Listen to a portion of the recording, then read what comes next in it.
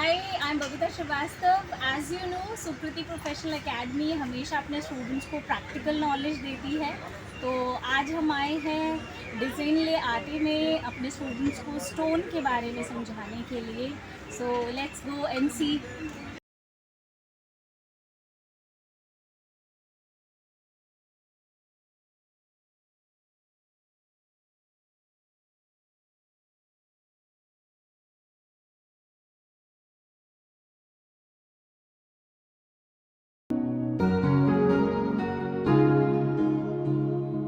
किया।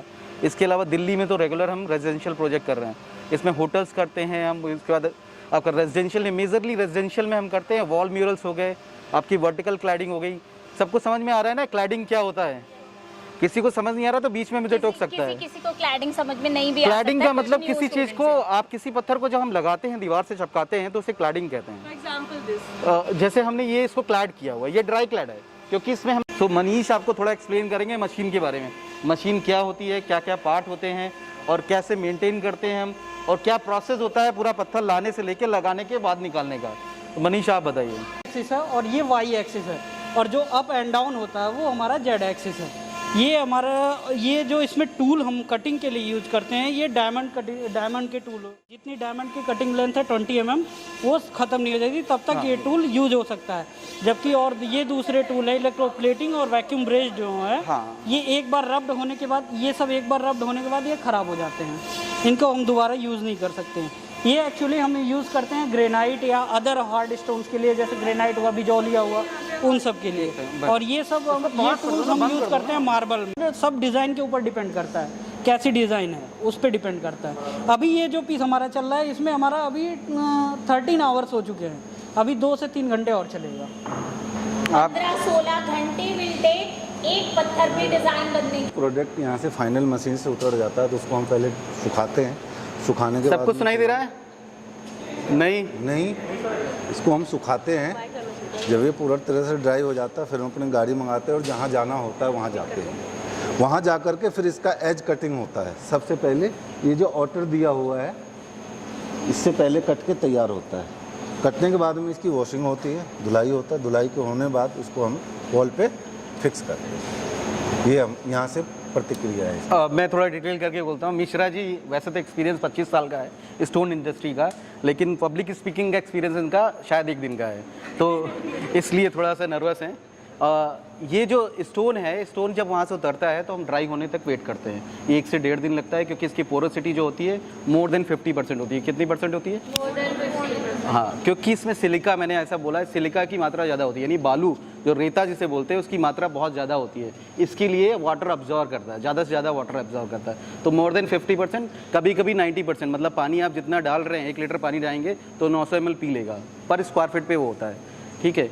सो इसके बाद जो इसमें यहाँ पे हम देखते हैं कि इसमें कोई फिनिशिंग में प्रॉब्लम तो नहीं है। जैसे ये एज है, इस तरह की एज को हम क्लीन करते हैं, ये हाथ से बाई हैंड क्लीन होते हैं। तो जहाँ भी अगर हमें इशू नज़र आ रहे हैं, क्योंकि कभी कभी क्या होता है मशीनरी है और मशीनरी कभी बंद हो जाती है, तो कभी टूल के निशान आ जाते हैं, कभी कुछ ऐसे मार्क आ जाते हैं, तो हम मैनुअली इसको रेक्टिफाई करते हैं, हाथ से उसकी फिलिंग करते हैं, इससे केमिकल मिला के इसको फिलिंग करते हैं। फिर ये जब रेडी हो जाता है तो एक बार हम पीस फ्लोर में बिछा के देखते हैं। ड्राइंग्स कहाँ हैं? ये दीपक ने पूरा डिज़ाइन करता है डिज़ाइन, और हम प्लान करते हैं कि हमको जॉइंट कहाँ लेने हैं।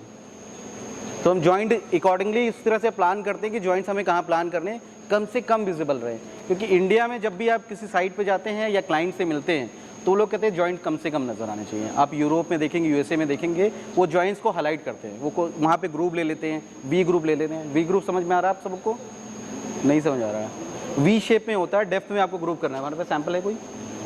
अच्छा ठीक। वी शेप में होगा, उसमें मतलब ग्रूव आप बनाएंगे, जब जॉइंट बनाएंगे तो ये ग्रूव है, ये इसको ग्रूव कहते हैं। कोई भी डेप्थ में होता है और इसकी विड्थ कम होती है तो उसको groove as a groove consider करते हैं। तो ग्रूव से ग्रूव जब मिलाते हैं तो यहाँ पे जो वी एक शेप वी शेप क्रिएट होगा तो उसको वी ग्रूव कहते हैं। एक जॉइंट से दूसरे के बीच में वी ग्रूव। लेकिन इंडिया में ऐसे नहीं होता। इंडिया में कहते हैं कि जॉइंट नहीं होना चाहिए, दिखना ही नहीं चाहिए। तो हम लोग प्लान करते हैं जॉइंटिंग, इसीलिए स्मार्टली प्लान करते हैं कि ऐसे जॉइंट है। प्लस हमको ये भी देखना होता है कि वेस्टेज हमें मिनिमम से मिनिमम रखनी है। फिर भी अगर हम एक पैनल बनाते हैं 100 स्क्वायर फीट का तो 30 से 40% वेस्टेज आती है। मतलब हमने अगर 100 स्क्वायर फीट लिया तो 30 स्क्वायर फीट 40 स्क्वायर फीट हमारा वेस्टेज जाता है मटेरियल। वेस्टेज हम छोटे टुकड़े हमारे पास, मैं अभी दिखाऊंगा, उधर रखे हुए हैं।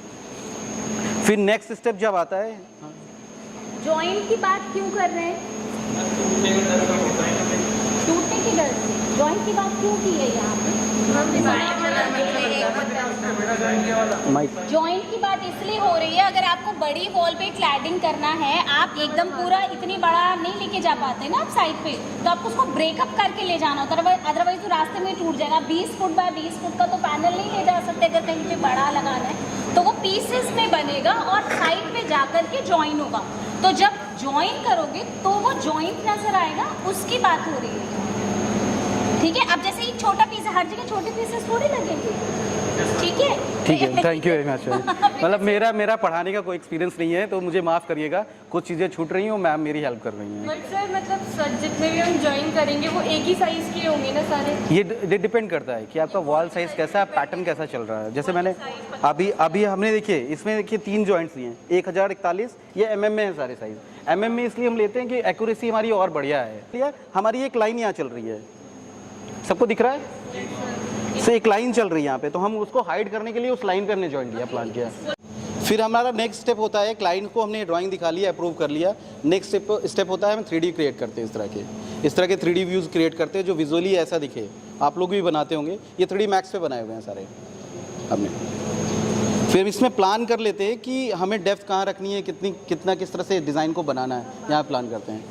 फिर अगला स्टेप होता है हमारा प्रोग्राम, जिसको हम प्रोग्राम करते हैं, और प्रोग्राम करके हम डिसाइड करते हैं कितना MM कहाँ पे डेप्थ रखनी है, कितनी एरिया का स्लैब होगा और कौन सा टूल लगेगा उसमें जिससे इसको बनाना है हमें, उस पर हम डिटेल करते हैं। उसको पेन ड्राइव में लेते हैं और यहाँ पे फीड करते हैं, उसको पेन ड्राइव पे यहाँ पे आके लगा देते हैं, एंड देन ये लोग रन करते हैं, मनीष रन करता है उसको। तो ये पूरा डिज़ाइन ऐसे बन के रेडी होता है, जो भी टाइम लगता है, जो मनीष ने आपको एक्सप्लेन किया। फिर उससे आगे स्टोन 4 क्वालिटी का होता है, 5वां एक दूसरा नाम है जो मैं आपको बताऊंगा, उसको बोलता है आर्टिफिशियल, इसको कंपोजिट भी बोलते हैं, कंपोजिट भी बोल सकते हैं। लेकिन स्टोन जो होता है, सैंड स्टोन हो गया, लाइम स्टोन हो गया, मार्बल हो गया और ग्रेनाइट हो गया, बस 4 क्वालिटी हैं इनकी। अब इसमें आप जाएंगे तो बोलेंगे इटालियन है, इंडियन है, ग्रेनाइट में भी इटालियन है, इंडियन है, और अपना इंडियन में तो नहीं है। ठीक है, समझ गए। सैंडस्टोन, मैं थोड़ा सा लाइमस्टोन, ये आप लोग देखना, सब लोग एक बार देख लीजिए। ये भी देखो, पहले पकड़ो फिर समझो, कोई तुक्के भी मार सकते हो तुम, तुम्हें भी देखते हैं कौन कौन पहचान लेता है। थोड़ा इजी मिल गया, ये ग्रेनाइट है, चलो। Just because of its black, just because of its black, ये सैंडस्टोन है, क्योंकि इस स्टोन के कारण। इसका दूसरा नाम आगरा रेड है। रेड सैंडस्टोन इसका नाम है। आपने चीटिंग कर ली उधर से जाके, मैंने देख लिया, नहीं सर हमें क्योंकि मेरे पास यहाँ 10 कैमरे भी लगे हुए हैं। सर स्टोन कौन सा है? इसको रेड सैंडस्टोन बोलते हैं। आगरा, कोई नहीं, मैम की मदद लेनी चाहिए। हाँ सर, किसी में नहीं आता। लाइमस्टोन, सैंडस्टोन, ये सैंडस्टोन है, दिस इज सैंडस्टोन। सैंडस्टोन इसको रेड सैंडस्टोन कहते हैं। आप कुछ भी मोनूमेंट, कोई भी मोनूमेंट देखेंगे तो इसमें बना हुआ है, क्योंकि ये इजी होता है क्राफ्ट करने के लिए, और इजीली इसकी क्वांटिटी बहुत अवेलेबल थी जिस समय आपके मोनूमेंट बन रहे थे। आसपास जो भी आप देखेंगे राजस्थान के आसपास, और राजस्थान बेसिकली राजस्थान नहीं, आगरा के आसपास जो भी मोनूमेंट बनेंगे, फतेहपुर सीकरी या पूरा इस स्टोन में है, रेड सैंडस्टोन में मिलेगा आपको। तो आगरा के आसपास जो भी, क्योंकि माइनिंग जब भी आप स्कल्पचर या कोई बिल्डिंग बनती थी तो सबसे नियरेस्ट जो आपका वो होता था, स्टोन क्वेरी होती थी, वहाँ से बनाते थे।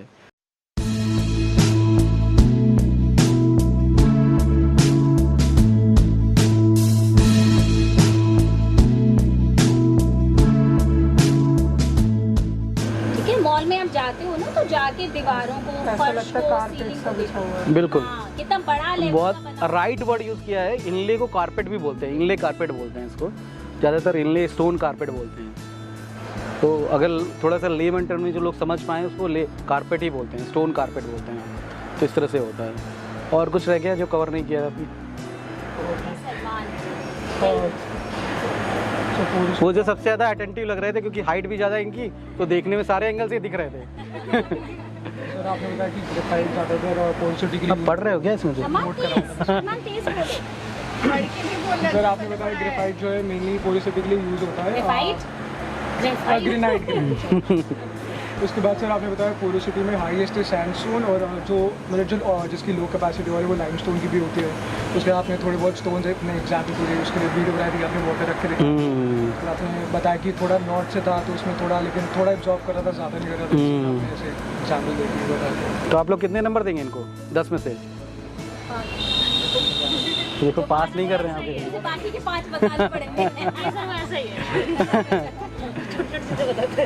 नहीं आपने बताया, सब कुछ आपको पता है लेकिन आप एक्सप्लेन नहीं कर पाए। मतलब सब कुछ पता है इनको, मुझे समझ में आ गया है, इनको पता है सब क्या होता क्या है, लेकिन इन्होंने बस एक्सप्लेन नहीं किया। नहीं वैसे तो अगर हम डिज़ाइन लाइन की बात करें तो प्रैक्टिकल एक्सपीरियंस ज़्यादा ज़रूरी है, शायद इसीलिए आप लोग यहाँ पे आए हैं।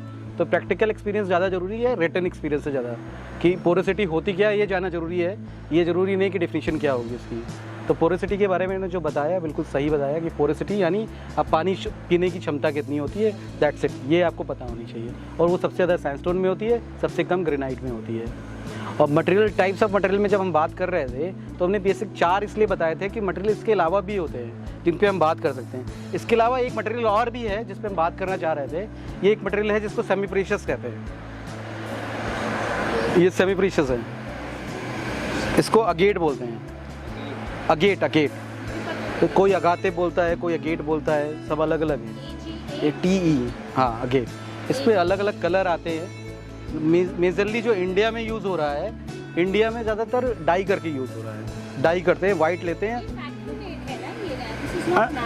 नहीं, इसका प्रोसेस जो है वो आर्टिफिशियल है, लेकिन अगर हम बात करें जो क्रिस्टल दिख रहे हैं ये सारे नेचुरल हैं।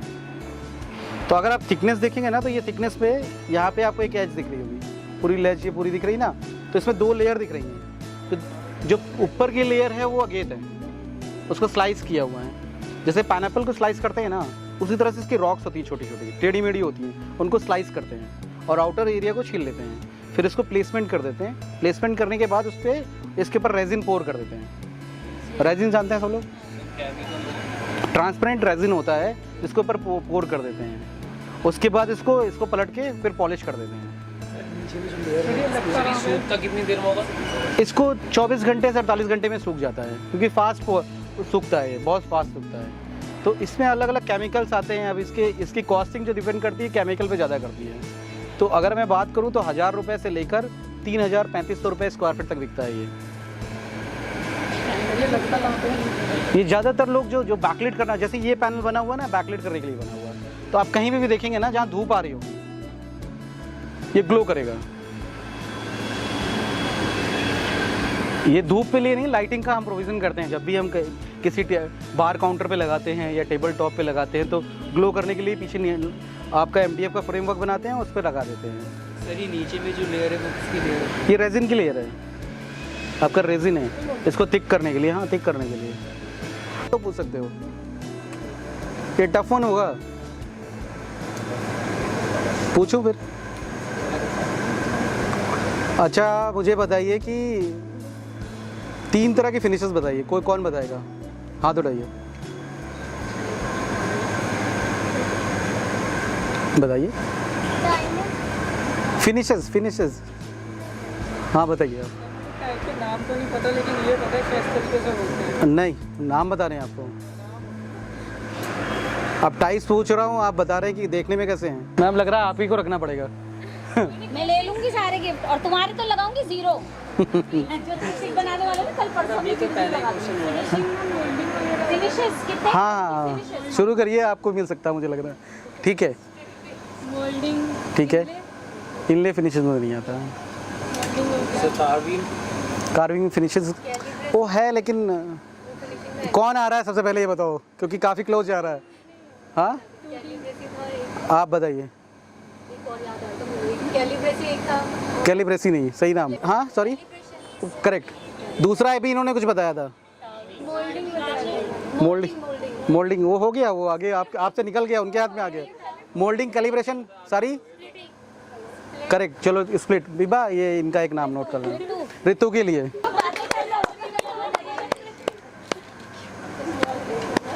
अरे पिक्चर लो विभाग के साथ भाई। नहीं एंड में तो बेटी कर इस टाइप का। इतना टफ था नहीं मैंने जो पूछा।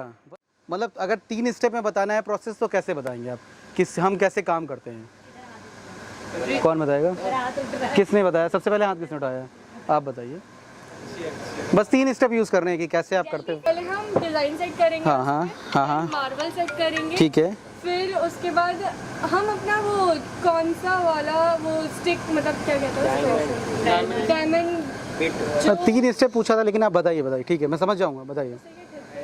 डायमंड विथ तो हम सेट करेंगे कि हमें कौन से किस तरीके से लेना है। देन फिर हम सेट करेंगे कि 2 डायमेंशन बनना है या 3 डायमेंशन बनना है और चेक करते रहेंगे। उसको सुखाओगे मतलब उसको हटा के सुखाओगे, फिर जब आपने जहाँ जाना है फिर लगाओ पेस्ट के। तो पूरा प्रोसेस तो यही हुआ ना, design, execute and install. Simple, वही बोला उसे, थोड़ा मदद कर दी मैंने, cheating. Design, execute and install, वो प्रोसेस मतलब 3 स्टेप में अगर करना है तो ये स्टेप सिंपल से स्टेप है। आप डिज़ाइन करोगे, एग्जीक्यूट करोगे, बना लोगे, यानी एग्जीक्यूशन में आपका सफाई भी आ जाता है, कैसे बनाते हैं वो आ जाता है, फिर उसके बाद इंस्टॉलेशन आ जाता है। स्टोन का बताएंगे नाम, इसमें ये जरूर ऐड करेंगे। 2 में सेमी प्रेशियस का नाम बताने हैं, जिसको इसमें ये भी ऐड। हाँ, सेमी प्रेशियस हाँ तो बहुत सरल नाम है, लैपिस लजूली नाम है इसका। लैपिस लजूली याद कर लो, लिख लो। अगर आप लैपिस भी बता देते तब भी मैं कंसीडर कर लेता उसको। 5 मिनट में एक्सप्लेन कर सकता है। समराइज करना है। हाँ, समराइज करना है। मैम जब हम यहाँ पे एंटर हुए थे तब हमने सबसे पहले मशीन के बारे में जाना, जो कि हमारी मशीन का नाम CNC मशीन है, जिसके अंदर हम स्टोन पे, सैंड स्टोन पे डिज़ाइन बनाते हैं। तो सबसे पहले हम उसके अंदर डिज़ाइन सेट करते हैं और पत्थर को X एक्सिस और Y एक्सिस और Z एक्सिस के अकॉर्डिंग सेट करते हैं पत्थर को। फिर उसके बाद उसके ऊपर 2D या 3D डिज़ाइन के पैटर्न बनाते हैं। पैटर्न हमारा एज़ पर जो भी हमारा थिंकिंग है उसके ऊपर डिज़ाइन बन जाता है। फिर उसको हम सुखाने के लिए रख देते हैं ताकि वो 2-3 दिन के अंदर सूख जाए प्रॉपरली। फिर उसको हम ट्रांसपोर्ट कर देते हैं ताकि जहाँ पे लगना है वहाँ पे लग जाए। जहाँ पे लगना होता है वहाँ पे जाके उसके एजेस की कटिंग होती है, जाके यहाँ पे नहीं कर सकते वरना फिर एजेस टूटने लगेंगे। तो इसलिए हम वहाँ पे जाके उसकी कटिंग करते हैं और उसको सेट करते हैं, और ऐसा सेट करते हैं कि उसके बीच का गैप जो है जो ज़्यादा दिखे ना, उसका जो है वो पूरा का पूरा मेज़र करते हैं। फिर हमने पत्थरों के बारे में जाना। हमारे पास 4 तरीके के पत्थर निकल के आते हैं। डिटेलिंग बोल के कैसे जॉइंट करते हैं, क्यों ऐसा पत्थर की लाइन बनाते हैं, वो नहीं बताया आपने।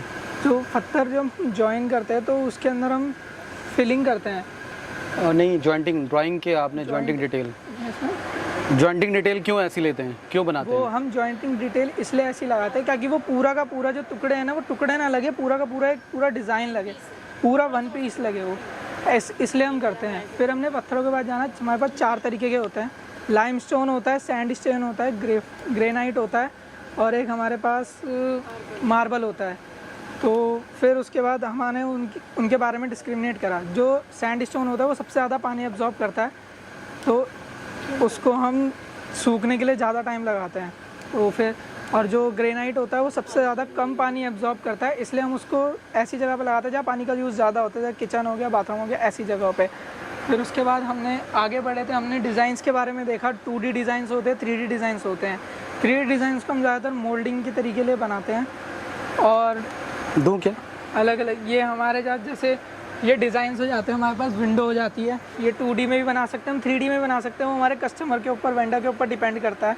फिर उसके बाद हमने डिज़ाइंस देखे, उसके बाद हमने प्रोसेस सीखे, पॉलिशिंग कैसे होती है, और हमने वो भी देखा था कि कितने तरीके के केमिकल्स हम यूज़ करते हैं। 2 कंपनी सर ने दिखाई, एक अकारी दिखाई थी,